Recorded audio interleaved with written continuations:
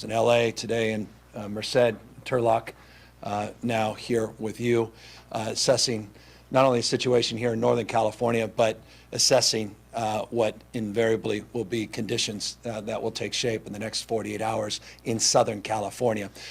Southern California is not immune to the kind of conversations most of us here in the northern part of the state have experienced.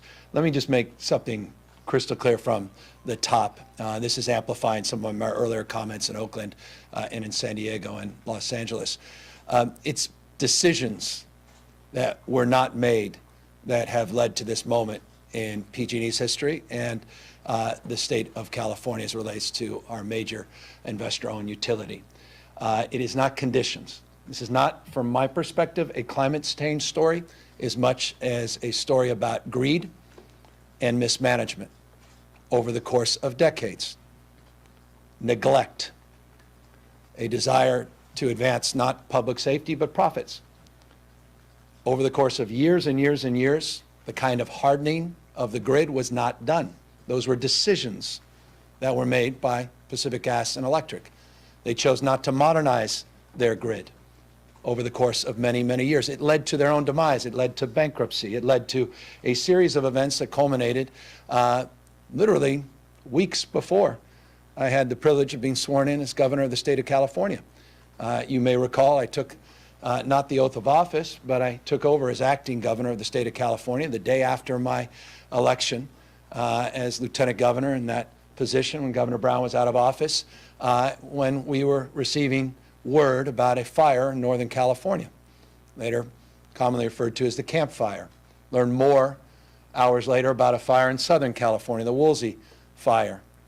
It led to a sense of deep urgency. This now the second year, last year and the year prior, record number of devastating forest fires, brush fires, fires that, as we know, but did not know at the time, were directly caused by neglect and decisions by major investor-owned utilities.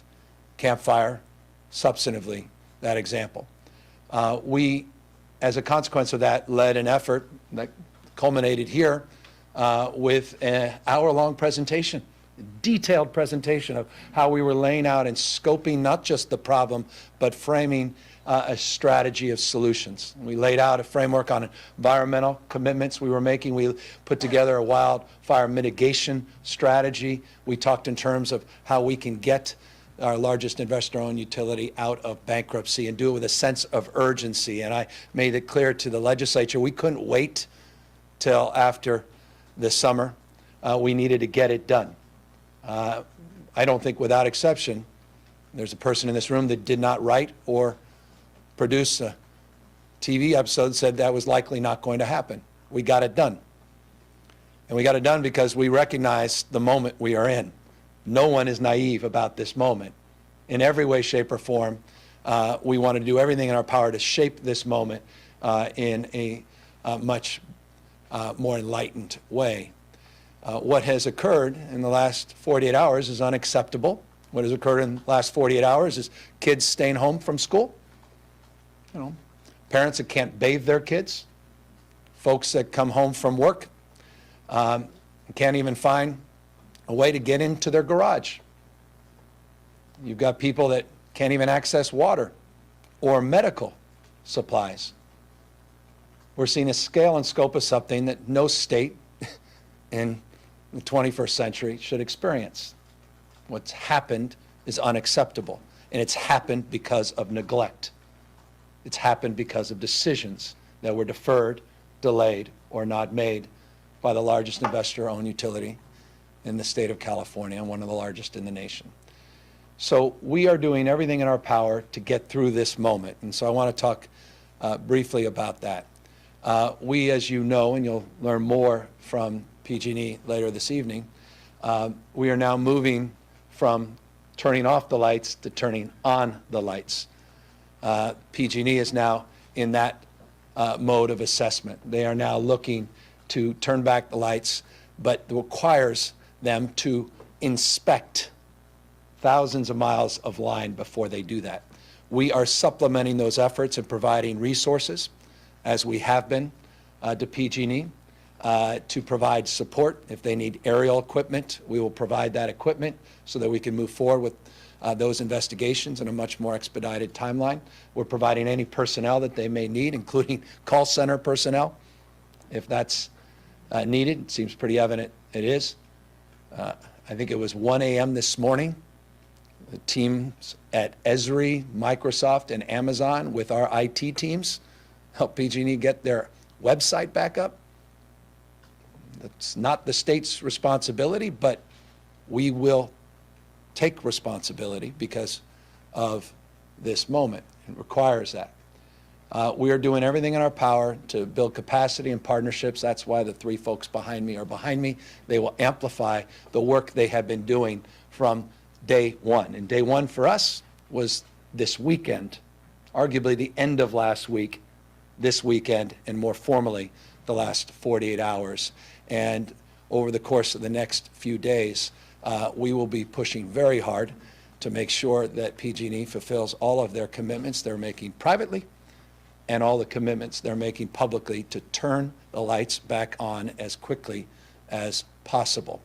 And in turn, we will, in a parallel track, continue to hold them accountable to fulfill the obligations they have under the legislation we passed. And you can go back, and I encourage you to go back and look at the specific obligations PG&E has in terms of modernizing their equipment, investing $5 billion, the investor-owned utilities, all three in the state, to do just that, to make sure that PUC investigates and monitors not only what's occurred over the course of the last 48 hours, but the protocols that were in place, the memorandums of understanding, and advances with the kind of, I think, scrutiny that's required of this moment, a deeper understanding of where we're about to go, not just in course of the next couple of days as we turn the lights back on, but to make sure that we're not having to make a false choice, and that is between public safety and hardship.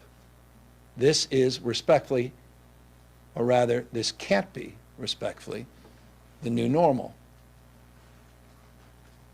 And it is a false choice to say it's hardship or safety. And this idea that,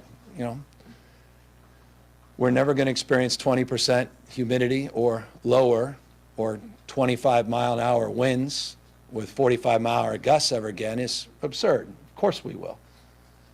And that then suggests, are we going to be right back where we are today? And that suggests things have to radically change. And we have a plan, we had a timeline to get them out of bankruptcy by July or June, end of June next year. But in the interim, we need to see significant improvements in terms of their operation, particularly as it relates to anything along the lines of these PSPS, these power shutoffs. One final point.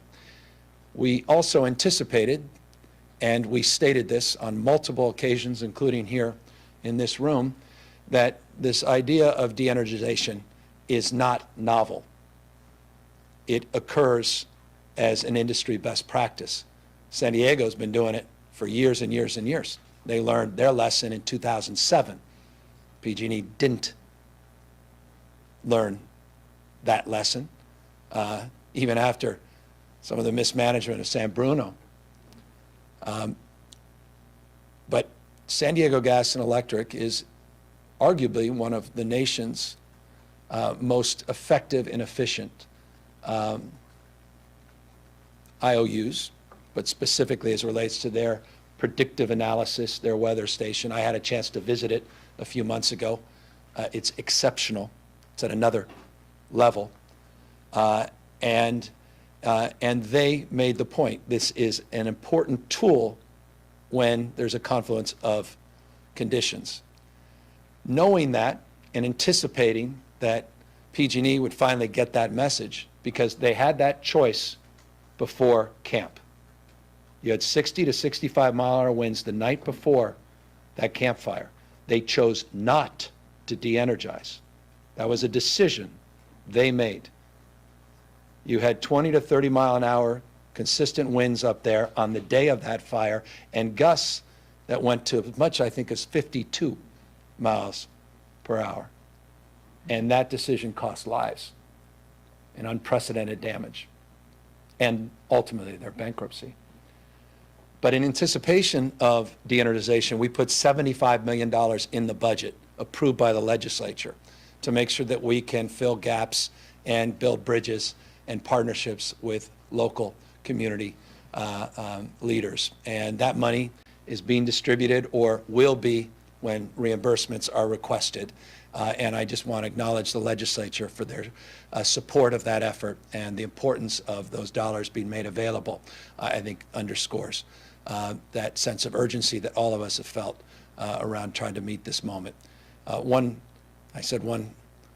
final point, let me caveat, last point. Again, I want to just compliment CAL FIRE for their incredible work. There's been 270 fires, not just CAL FIRE, but other local firefighting agencies. 270 fires in the last 24 hours. The Moraga fire was benefited from pre-positioning of assets, something else that we did through our budget. And I want to just congratulate the experts behind me for recommending those pre-positioned assets. We also have been the beneficiary, and we could talk more about that, of some of the early emergency declarations we made on vegetation management and forest management. Riverside was a beneficiary of some pre-positioning recently. It's a way of saying this: we're trying to put all the tools in the toolkit to get ahead of this, and we've, up to this point, have been able to stave off some of the worst as it relates to wildfires. But we're not out of the woods. And remember, what happened at Woolsey and Camp happened in November.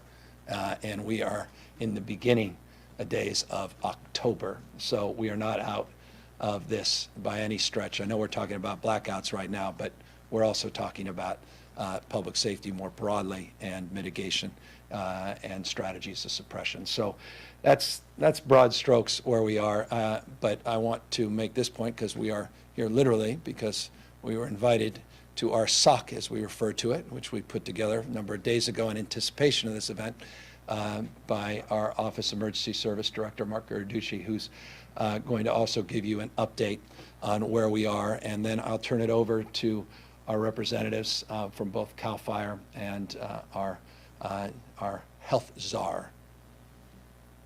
Does that work? No. He runs all the health agencies in the state, Mark Galley, afterwards. Great. Thank you, Governor. Mark Garducci, Director of the Governor's Office of Emergency Services. You're here at the State Operations Center. This center was activated by the Governor early Tuesday morning, where we have been bringing in all the various state agencies to help coordinate assets in support of the public safety power shutoffs that PG&E instituted late Monday afternoon, early Tuesday. And now, as it's moving towards the south, Southern California Edison, and possibly San Diego Gas and Electric. We know that the state is been under a number of red flag warnings and other wind advisories. You'll hear a little bit more about that in a second from Chief Tyler from CAL FIRE. As we are here today, there are a number of fires that are burning, and there have been structures that have been lost. So we are definitely in a window where fire activity is taking place. And this center is working actively to not only support local government in managing the consequences of the public safety power shutoff, but as well supporting resource deployment through the mutual aid system in support of local government and also CAL FIRE as necessary. Governor mentioned pre-deployment of assets. We were able to move a number of fire strike teams strategically in place over the course of the last couple of days throughout the area where the public safety power shutoffs were instituted, and that has proven to be very effective with regards to making sure that we were right on any new fire starts, and it's been very effective. As well, we've been deploying air assets through the National Guard and other assets in support of CAL FIRE's fire mission. There's still roughly now, as the governor mentioned, the utilities are moving towards at least PG&E is moving towards inspection of their system for anticipated restoration. There's still roughly about 540,000 customers that are out of power, and we're working closely and engaging with PG&E closely to help to accelerate that process wherever we can, and of course provide everything from security forces on the ground to technical advice across the board. There are a number of cascading issues that have arisen as a result of these power shutoffs, and it's been a concerted effort by local government, by state agencies, and by our private sector partners to be able to bring assets to the table. So we will continue to do that in this center until all the power is restored, and then we'll get back to a steady state. But with that, let me turn it over to Chief Joe Tyler from CAL FIRE for a quick fire update. Thank you, sir. Good afternoon. My name is Joe Tyler. I'm the Chief of Fire Protection for CAL FIRE. As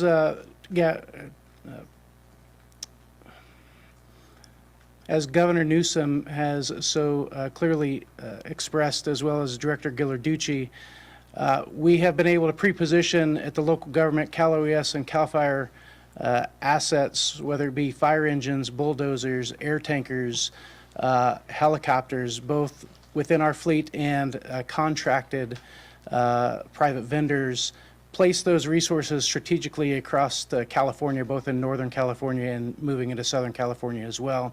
We did this in anticipation of the red flag warnings that were in place in the public safety power shutoffs that were occurring.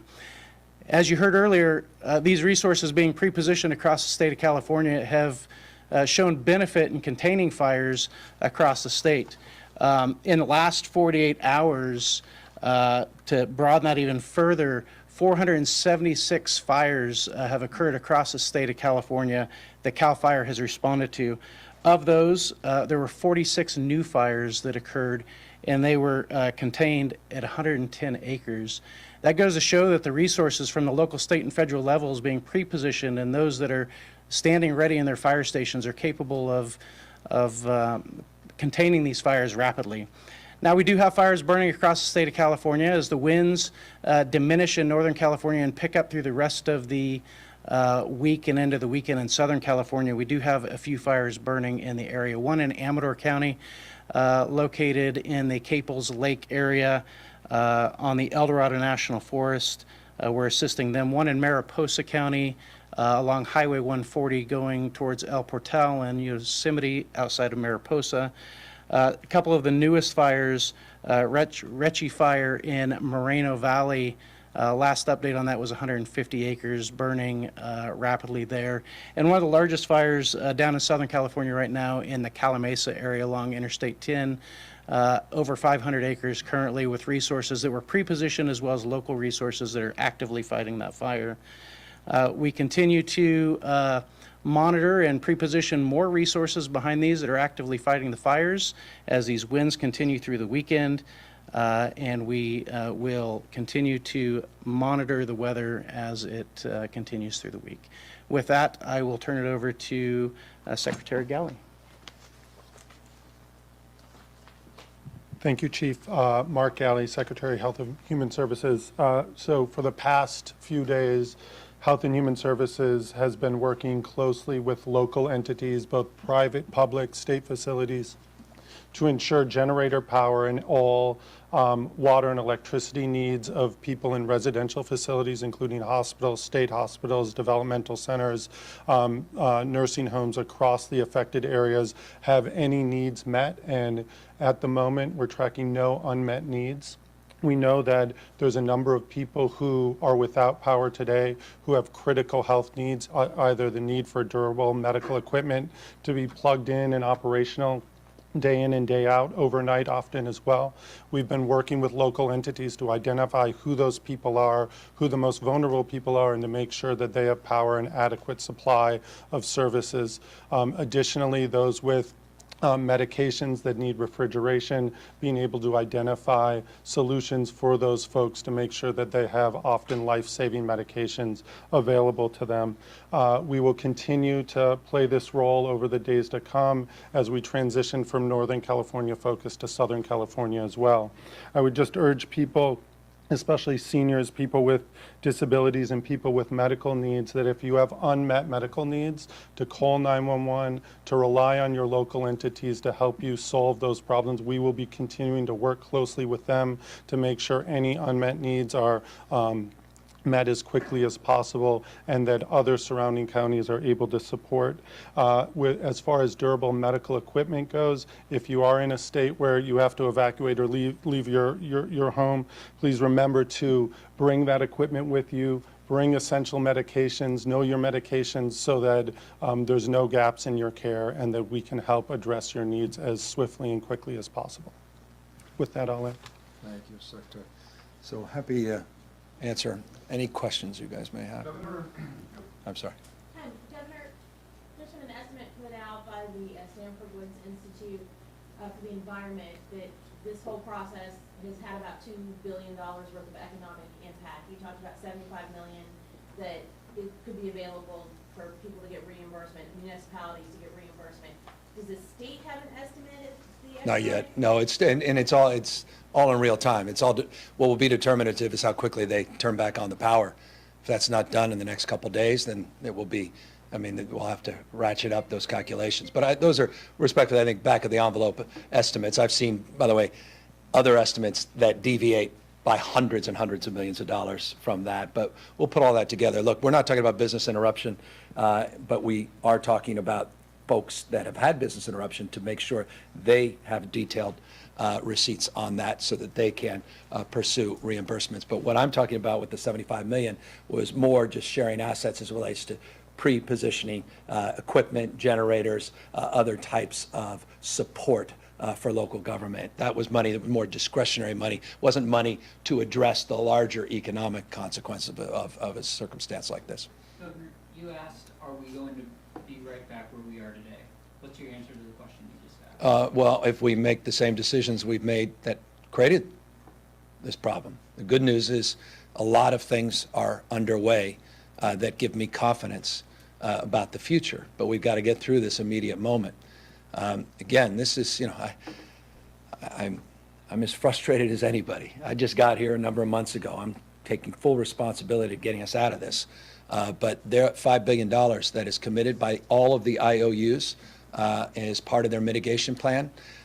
That's going to take some time for those dollars to see a real return, to see the kinds of technological improvements, to continue the work on vegetation management, forest management. We're way behind, as you know, PG&E in that respect. They've been admonished by the bankruptcy judge on multiple occasions. Continue to hold them account to all of the things they've committed to, get them out of the bankruptcy process so that they can recapitalize and have more additional resources to make the kind of investments to upgrade and modernize their grid and harden their grid. So all of that cannot be done overnight, but all of that is in the process, and we didn't wait for this moment to then initiate that process. We are in the middle of that process. Now we have to accelerate it and hold PG&E's feet, forgive me, to the fire. Governor, you've been talking today about de-energizing the power lines. In view of how PG&E has handled this entire crisis over the past 48 hours, do you think that they are living up to the standards of a best industry practice? Not yet, no. No.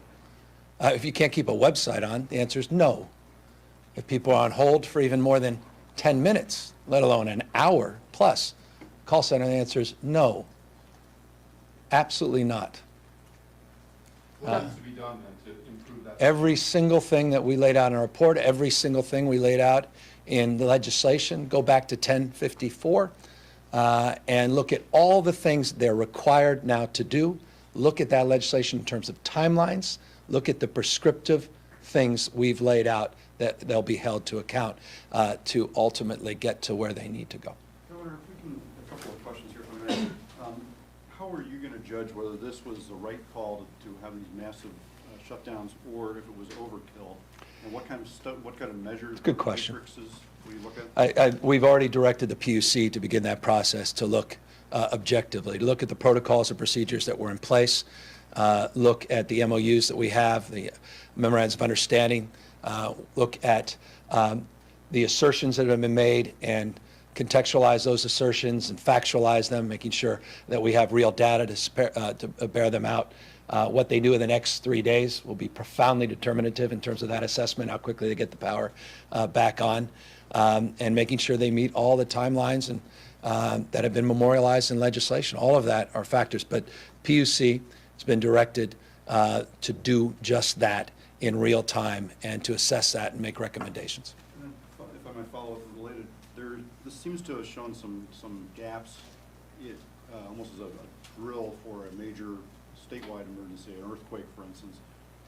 What are you seeing there as far as, I mean, universities having shut down for lack of generators, the tunnel, the Caltrans didn't know that they needed generators for that. Right. Some gaps there. What are you seeing? What do you want to do about it? Look, when this team's in control behind us and not a private corporation, that I have a different level of confidence. I mean, look at the way these guys handle themselves with these major wildfires of the last few years. I'll put CAL FIRE and their work up against any in the industry across the country. I'll put up Mark Ghirarducci's work at OES up against any in the country. That's when we're driving the ship, not a private corporation.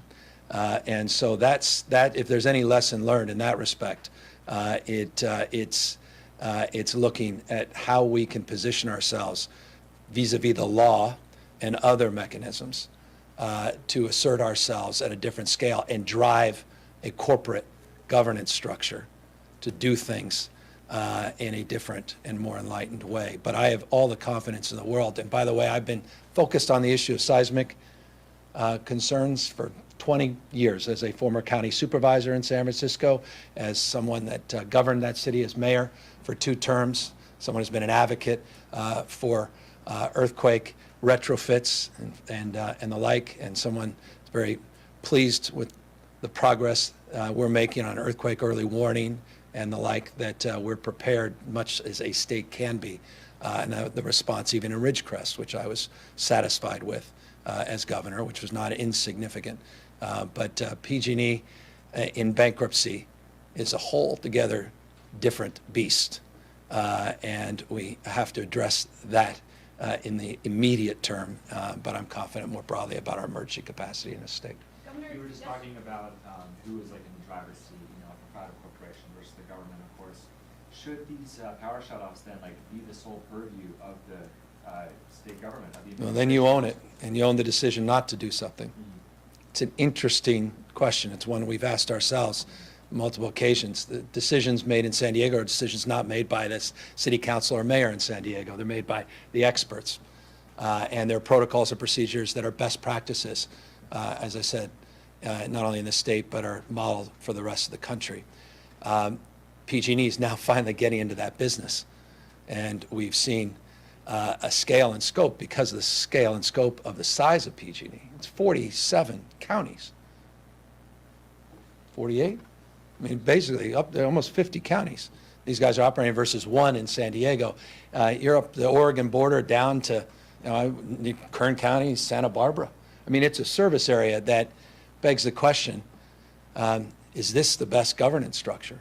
And by the way, I've offered points of view on that on many occasions at this mic and this podium, including offering points of view about what cities like San Francisco are offering and points of view about reconsidering that entire governance structure, which we should be open to all of the above. And I want to see competition. I don't want to see one group over the other being prioritized as it relates to the restructuring of PG&E. And we want all competitors to get in and talk about potential major reorganization of this entity so that we don't have this problem in the future. Governor, Just a couple more questions for you guys. Yeah, just a quick follow-up question. Just in terms of PG&E's size, as you said, because it is so big in terms of its service territory and, you know, just in terms of all of its assets, does that mean that, like, their size is too big in terms of physically having to take care of everything? Like, are they, like, not as nimble, perhaps, as a smaller provider? I don't think any objective observer could suggest otherwise.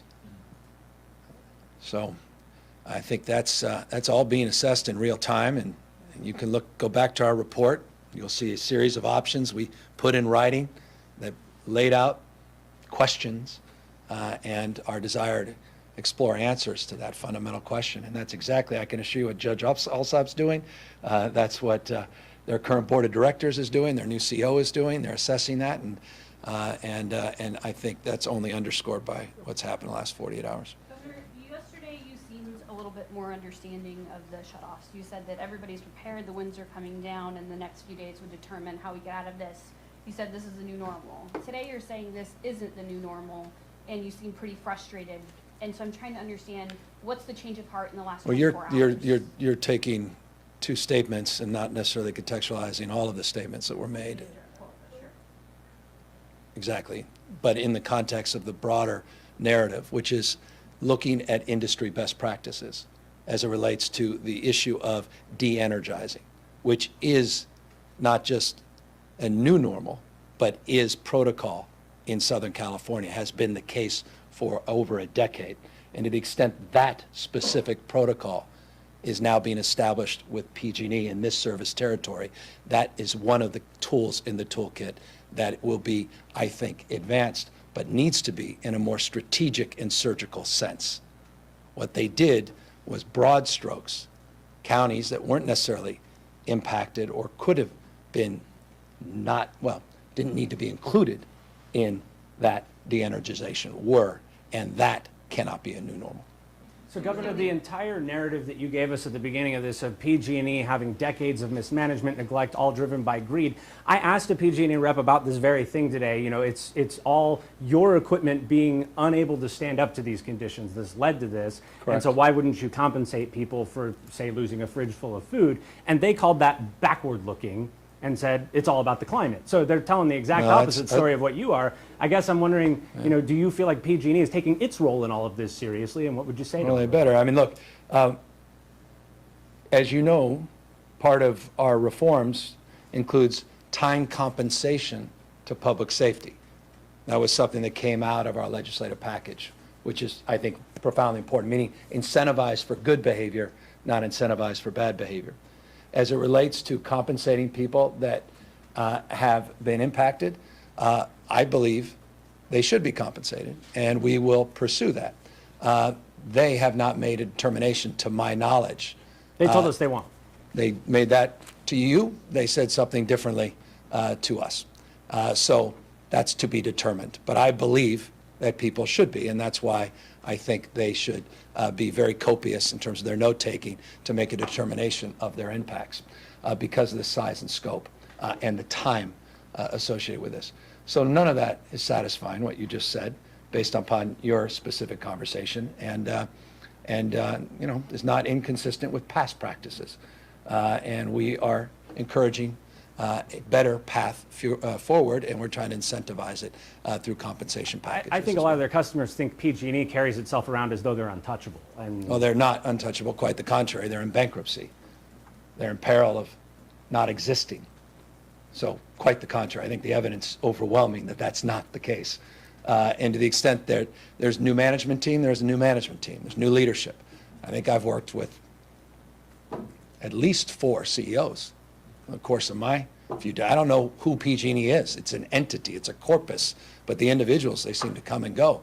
And so that's what we're all struggling with. And that's the opportunity, perversely, of a bankruptcy process and procedure, is to make sure that we address all of these ills from the past and make sure we do not replicate them moving forward. And so, look, the sentiment that you're expressing is one I share. We're going to take a legacy and then we're going to wrap up. In terms of, again, this point you made about this cannot be the new normal, you know, what are you doing or what can you do to ensure that this level of disruption doesn't happen again, aside from waiting for PG&E? I'd encourage you to review everything that was just stated. But you're talking about things that are going to take time, you know, for PG&E to right itself. Alexi, with all due respect, it's there's no magic wand here. We didn't wait for this moment. There wasn't a day that I was in office when I took that oath of office that we delayed initiating with resolve and an aggressive posture to try to meet this crisis head on. And you see the architecture of everything we laid out. Those are all proof points. Look at the budget, $1 billion related to emergency management, response, suppression, vegetation management, pre-positioning, new physical assets, and the like. So all of that is what we've been able to accomplish. But again, to harden and upgrade 100,000 miles of line, come on, it's not going to happen in a week or two, and even a month or two, or a year or two. But it needs to happen, and we have now specific framework to actually accomplish that. That did not exist a number of months ago. Governor, So to the people, I mean, so to the people that are sitting in the dark, that my colleagues in the Bay Area are talking to, you know, the message is wait, hold on. No, the it'll message get is, sorted in a couple well, months while we do I all would, these things. I don't mean to be argumentative, but respectfully, I would encourage you to consider everything that's been said today. That's the message. That's why we stated what we stated. It's why we began the conversation by laying out specifically what we expect, what we're currently doing, what we expect, and all the work that's been done. And as I'll remind you, what I said, young man behind you, there's specific milestones. There's specific dollar figures attached to those milestones. There's new compensation strategies. There's a bankruptcy judge. All of these things contextualize this moment. And all these new technologies, they're investing these sectoral technologies to become more precise. And you could talk to PG&E about that tonight, talk about some of the new technologies they're putting in, which will aid in this effort so you don't have to de-energize large parts of the grid, but you can micro-target parts of the grid.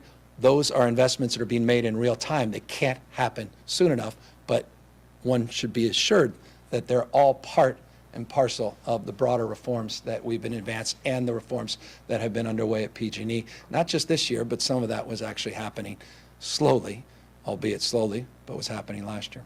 Governor, there's 480,554 customers right now just on that board without power. Putting aside, like, who's at fault and just. They should be outraged. They should be outraged. What's your message to those people? It's the message I said in the first place. I mean, these are parents that can't bathe their kids. These are folks that are, you know, spending $4.20 on gasoline to turn their car on to charge their phone. I mean, this is unacceptable. I've said it on multiple occasions. I'll repeat it. And we're gonna drive these reforms hard. We're going to get through the next few days. We're going to hold them accountable to everything they're promising privately, everything they're promoting publicly, and every damn thing that we laid out in our legislative package. Every specific legal requirement, we're going to hold them to account to make sure they accomplish the things that they're now legally required to do based upon our resolve to get this utility into the 21st century, so something like this doesn't have to happen again. But to the extent that it is part of a tool in a toolkit, an industry best practice, that is something that should not be taken off the table. Because I'll tell you, if they had de-energized this time last year or a year ago in camp, a lot of people would be alive. A lot of people's lives were lost because they chose not to do the right thing, not to do what San Diego Gas and Electric had done. But they have to do it with precision, and they have to do it in a way that meets this moment. And this current operation is unacceptable. The current conditions and circumstances are unacceptable. We get that, and they need to get their act together and get things done that they have committed to. All right, that's it, everyone. We're gonna keep the rest of these folks here for interviews after, get the governor home. Wherever you wanna go, wherever the governor wants to go next. But we'll break for one-on-ones. Yeah. I was just curious if you shed any light on the state resources you mentioned being applied to help PG&E out with customer service and inspection and all that stuff. And who's tracking the expense of that? PG&E gets